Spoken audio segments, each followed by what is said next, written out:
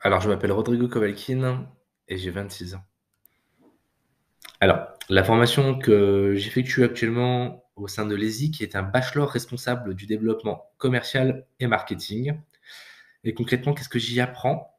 Alors, j'y apprends les différents outils que devront mettre un manager à son arrivée dans une entreprise, c'est-à-dire euh, des outils pour analyser son marché dans lequel son entreprise évolue, des outils pour pouvoir adapter sa stratégie commerciale et marketing afin de développer et pérenniser l'entreprise dans laquelle je travaille, ou je travaillerai en l'occurrence, mais pas que, différents outils stratégiques, notamment liés à des actions managériales pour fidéliser les équipes commerciales sur le terrain.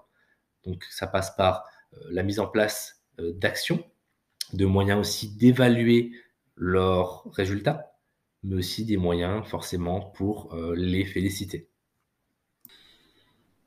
Alors, mon école, comme cité précédemment, s'appelle l'ESIC. Elle est située à Malakoff, donc en Île-de-France. C'est une école qui propose des formations débutant donc au bac+2 jusqu'au bac+5.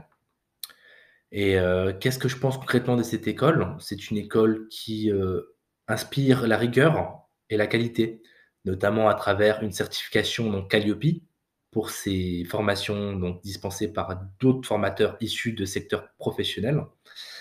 Et c'est très intéressant parce que c'est une structure qui est à taille humaine et donc on n'est pas 500 dans les classes, on est une vingtaine en moyenne, ce qui nous permet d'avoir une certaine proximité avec nos formateurs et avoir la possibilité donc de revenir sur certaines notions qui sont pas forcément acquises.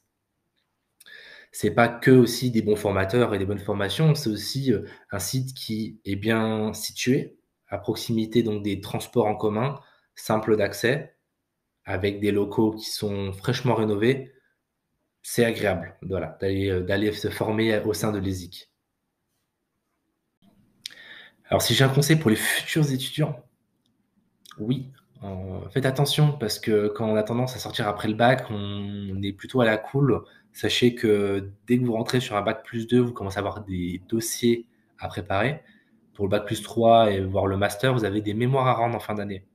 Alors, ça demande beaucoup d'assiduité donc vis-à-vis de vos travaux à rendre, mais également beaucoup de rigueur et d'autonomie euh, parce que vous serez accompagné par les formateurs, mais ce sera à vous de prouver que vous êtes capable demain d'être un futur manager.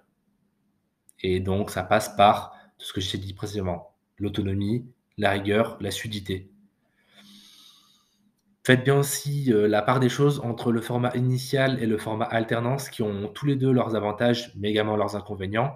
Moi, en l'occurrence, je suis sur l'alternance et il faut être capable d'alterner rapidement quand on est en entreprise et en cours.